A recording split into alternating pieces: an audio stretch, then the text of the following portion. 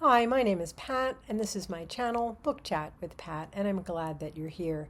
Today I'm doing a very special tag that goes along with a very special reading event that's taking place this month. This is the Bronte novel tag, and it's an original tag that was created by Melinda at A Web of Stories, and it was created by Melinda for her event, March on the Moors 2025. There's another Bronte reading event also taking place this month that is being hosted by Emily at Novell Novels.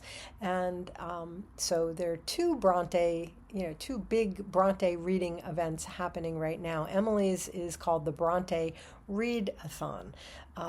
But this was an original tag created that it was just posted this week by Melinda to go along with March on the Moors. So Melinda says about this tag, to kick off this new reading event, I've put together a little tag to get us thinking about the Bronte novels. You don't need to have read any of these novels to participate.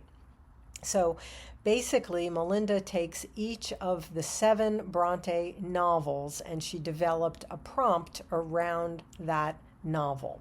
So here we go. Number 1, Agnes Grey. And the prompt is a book about women in the workforce.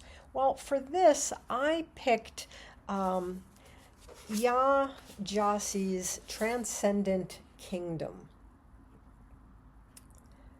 And this is a novel about a young woman named Gifty who is working in a lab. She's actually a PhD candidate, and she's working in a neuroscience lab at Stanford School of Medicine.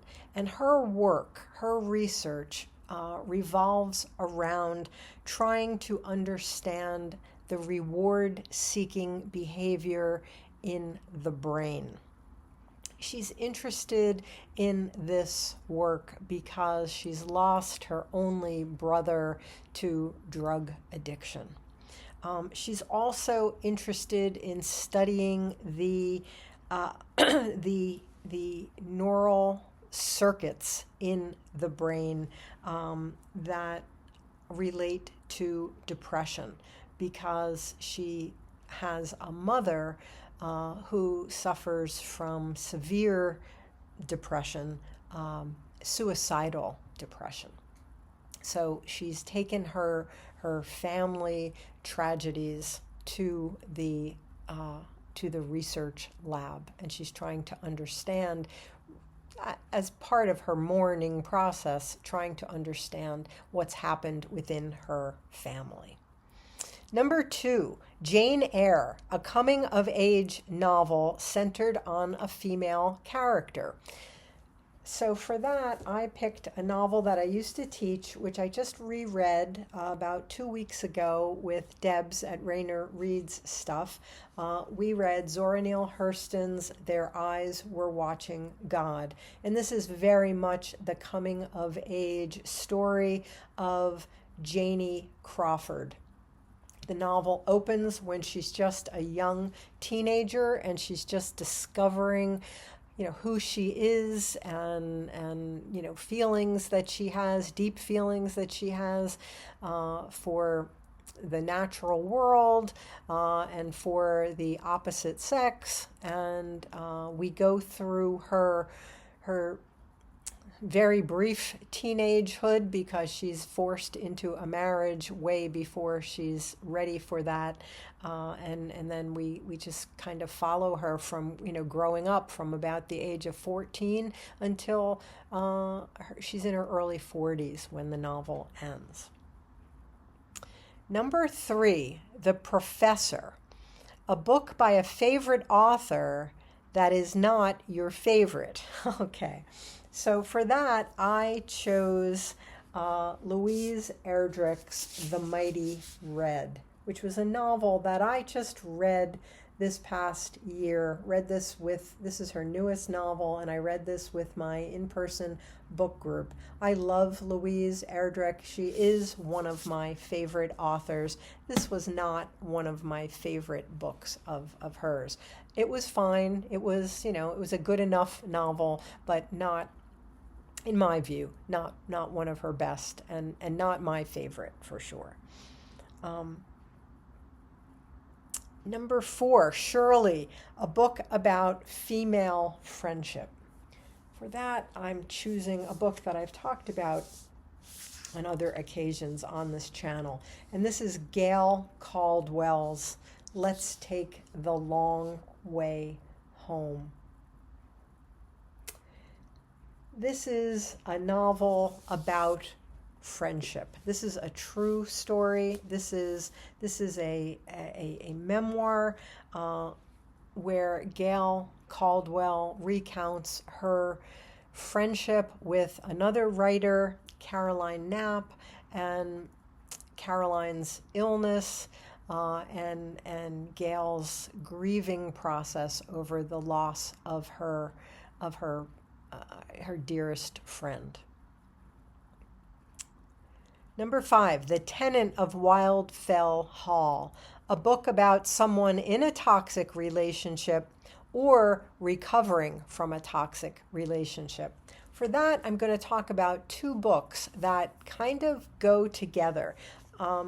As I've talked about many times on the channel, I'm in the Pinheiro project, and we're reading all of the books of Claudia Pinheiro that are in translation. So All Yours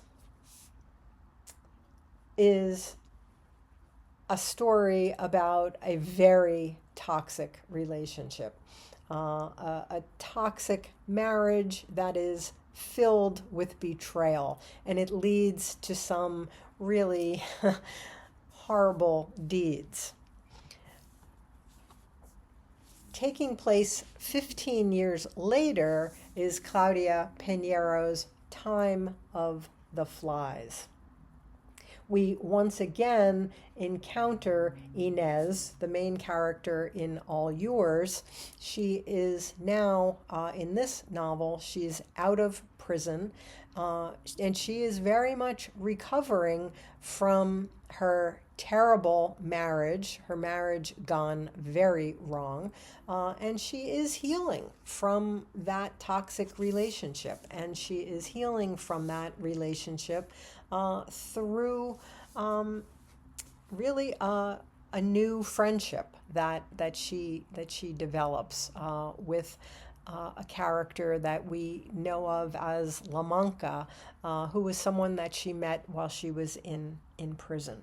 So that's sort of, we've got toxic relationship and recovery from toxic relationship there. Okay, number 6, Villette, a book about a character in a new land.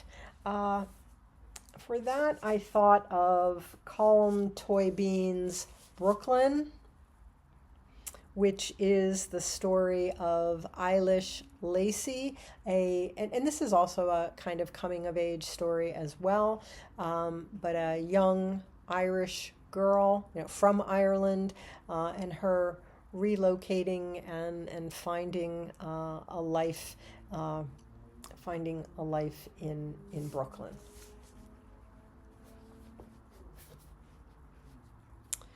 Okay, number 7, Wuthering Heights, a book where a house or other building plays a major role. For that, I have chosen T. Kingfisher's What Moves the Dead.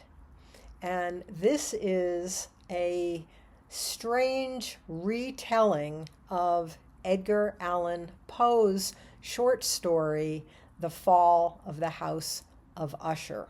And the House of Usher plays a major role in that short story and in this novel as well. So those are all of the Bronte sisters novels, and those are all of the prompts. Number 8 is to tag some people. So as always, if you're watching this and you'd like to jump in, and you don't have to have read any of the Bronte novels in order to do any of these prompts, I hope that you will consider yourself tagged. But as I always do, I'm going to tag some people in the notes below, people that I think will be interested in doing this tag. So as always, I thank you for watching. I hope that you're doing well. I'll speak with you again soon. Take care.